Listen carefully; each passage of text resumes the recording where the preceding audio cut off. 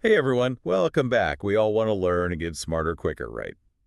Well, that's what we're doing here today, diving deep into something pretty interesting about this whole AI thing and how it could change the way we make, well, pretty much any kind of content. Yeah, it's really fascinating stuff. So we've got some great material from this expert.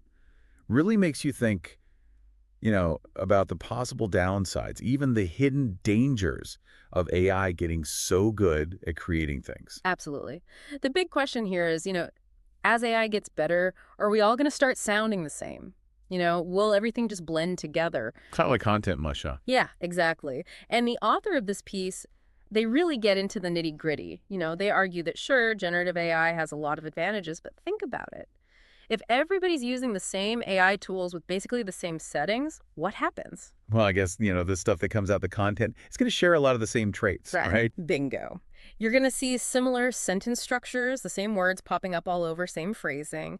It's kind of like, back when people first started using AI for stock trading. Yeah, like they had the secret weapon or something. Right. They had an edge for a while, but then what happened? Everyone jumped on the bandwagon using the same tools, and poof, that edge vanished. It's like that old saying, if everyone's super, no one is. Huh.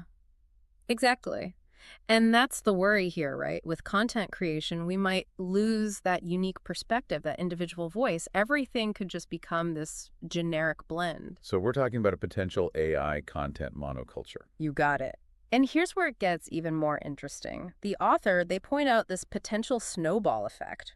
Think about it.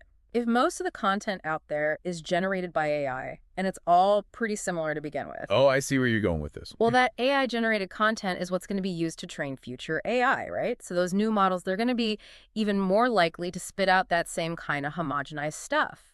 It's a subtle shift, but over time. It's like a feedback loop, right? It just keeps reinforcing itself. Exactly. We could end up in this cycle of increasingly generic, bland content. It's like, imagine if you tried to teach a student how to write, but only showed them essays that were all pretty much the same. What do you think their writing's going to look like? Pretty unoriginal, I'd guess. Exactly. And that's the danger here. Now, I noticed the author talks a bit about this idea of AI creativity, right? Yeah, that's a key point. They seem to make this distinction, between AI being able to generate random stuff, Yeah. novel combinations, and that true specific creativity that comes from a human expert. It's a huge difference, I right? mean, it's like AI can pull from all this data and remix things in new ways, but it's not the same as that deep understanding, that intuition a human expert brings to the table. Right. It's like the wisdom of the crowd versus, the insight of a single brilliant mind. AI aggregates, it doesn't inherently possess that individual perspective. And to really drive this point home, the author shares this really interesting personal story. They actually tried using AI to write a book description for their own book. And get this, the book was about AI.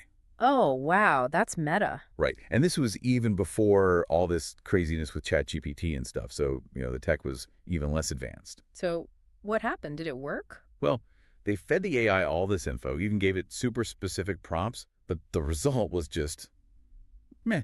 Kind of bland, huh? Yeah, totally generic. It just lacked that, that specific tailored quality of the description the author had originally written themselves. That's really telling, isn't it? Even with all that context, all that information, the AI just couldn't capture that unique essence, that specificity that came from the author's own deep understanding of their work. So for all of you listening out there, what's the takeaway? What's the big piece of advice this author wants us to remember? It's actually pretty straightforward. Pay attention to the specifics. Don't get fooled by something that sounds, generally okay.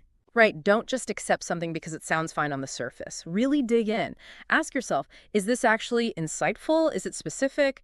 Or is it just, a bunch of generic fluff? Generic fluff. I like that. Right. And, the author, they wrap up by acknowledging that, look, generative AI is going to change everything. It's going to fundamentally transform how we create and consume content. It's a huge shift. No doubt about it. Absolutely. But it's also a reminder to be mindful of the potential consequences, the long-term impacts. So to sum it all up for you, dear listeners, as we see more and more generative AI being used to create content, well, there's this inherent risk that things could become less original, less specific. And that's because of this natural tendency toward homogenization. Everything's starting to sound the same.